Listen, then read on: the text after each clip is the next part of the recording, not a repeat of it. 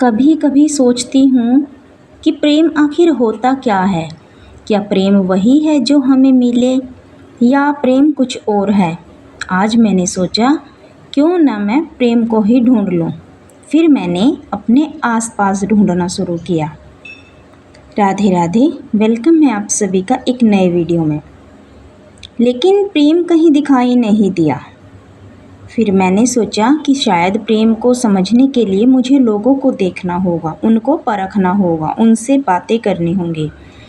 शायद किसी की ज़िंदगी में ही मुझे अपने सवाल का जवाब मिल जाए। सबसे पहले मुझे एक ऐसे इंसान का ख्याल आया जिसे अक्सर अपनी ज़िंदगी में हम देखते हैं, वो मांगने वाला, एक भिखारी।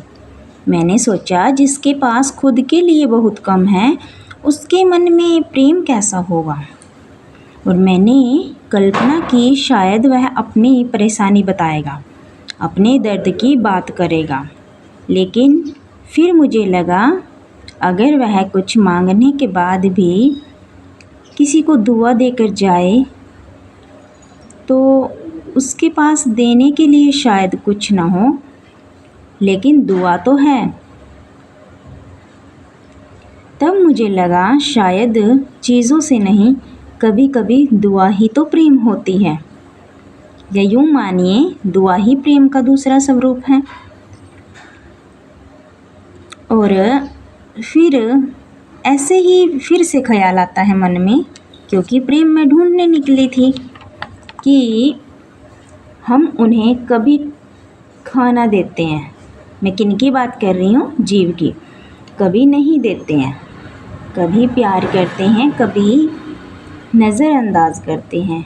लेकिन फिर भी जब हम उन्हें 2 पल का अपनापन दे देते हैं तो उनकी आंखों में एक अलग ही खुशी दिखाई देती है। जीव उसमें कोई भी हो सकता है।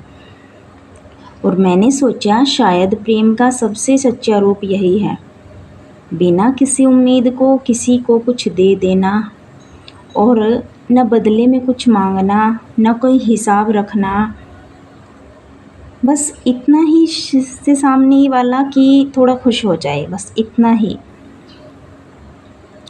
तो हमेशा अपने आप में उलझने में ही समझदारी नहीं है। थोड़ा लोगों से ज़्यादा प्रकृति से जुड़ने में अपनापन ज़्यादा महसूस होता है। पहले मैं भी यही सब चीज़ें सोचती थी कि लोगों से बातें करेंगे तो कुछ शायद जानकारी मिलेगी या पता चलेगा कि प्रेम क्या होता है, पर मुझे वो कहीं नहीं मिला।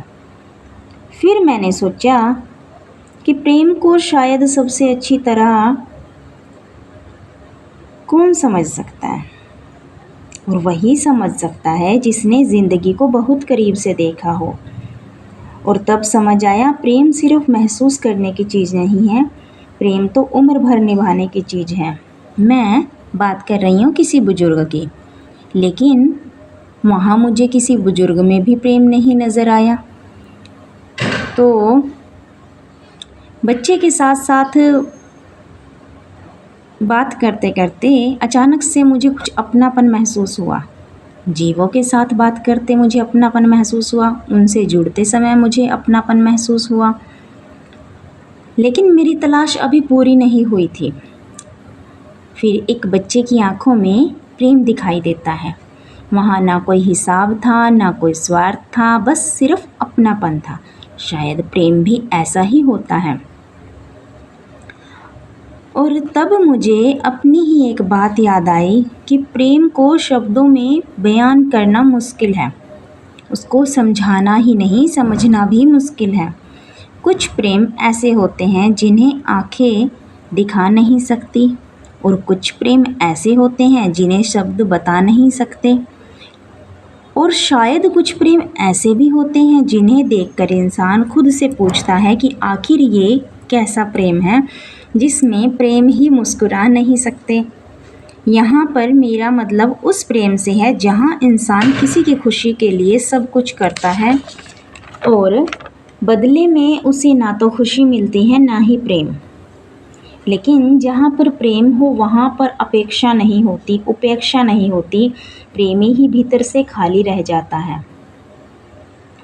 और तब सवाल उठता है कि क्या ऐसा प्रेम सच में पूरा प्रेम है? क्योंकि मेरे लिए प्रेम वो होना चाहिए जिसमें सामने वाला भी खुश हो और प्रेम करने वाला भी। मेरा मतलब है प्रेम अगर कोई किसी को दे रहा है तो उसे वापस मिलना भी तो चाहिए। लेकिन ज़िंदगी का शायद यही असूल है कि जहाँ से हमें प्रेम मिलता है ना, शायद हमने उनको प्रेम कभी किया ही ना हो, और जहाँ हम प्रेम जिसको करते हैं उनसे हमें कभी प्रेम मिलेगा ही नहीं। तो प्रेम उपेक्षा का पात्र नहीं है। प्रेम एक्सपेक्ट करके नहीं किया जाता है। प्रेम में कोई आशा नहीं रखी जाती है। मुझे तो इतना ही समझ में आया है। और शायद निस्वार्थ प्रेम का सबसे खूबसूरत रूप एक गृहिणी की ज़िंदगी है।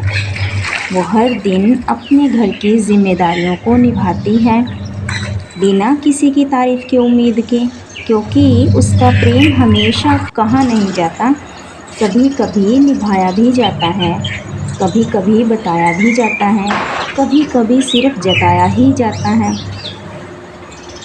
बस उसके इस निस्वार्थ प्रेम को कोई नाम ही नहीं मिलता है। नाम मिलता है तो सिर्फ जिम्मेदारी का। हाँ, पर अगर हम इस प्रेम की किसी से बात करने बैठे ना तो वो यही कहेगा, ये कोई नया थोड़ी है, ये तो हमेशा से चला आ रहा है। माँ तो या फिर गृहिणी तो अपने घर वालों के प्रति जितनी जिम्मेदारियाँ रहती है सब कोई निभाता है। हमारी माँ भी निभाती आई है, हमारी दादी भी निभाती आई है। ये तो प्रेम पीढ़ी दर पीढ़ी चलता ही आ रहा है, चाहे इसे प्रेम बोलो या जिम्मेदारी।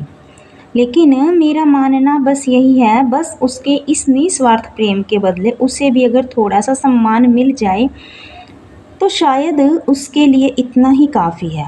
उसे कोई पुरस्कार नहीं चाहिए इस प्रेम के बदले में।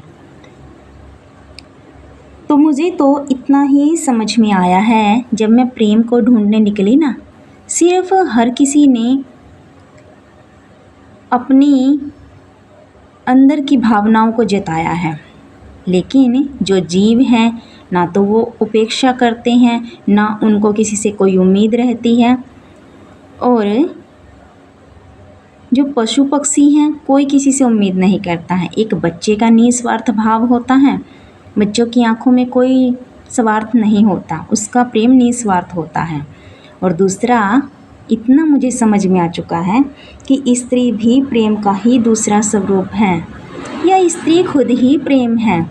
बस जहाँ वो कहीं और तलाशने निकली है उसके भीतर ही प्रेम है, वो खुद ही प्रेम है। या यूँ कहूँ, प्रेम का दूसरा नाम ही गृहिणी है, प्रेम का दूसरा नाम ही स्त्री है।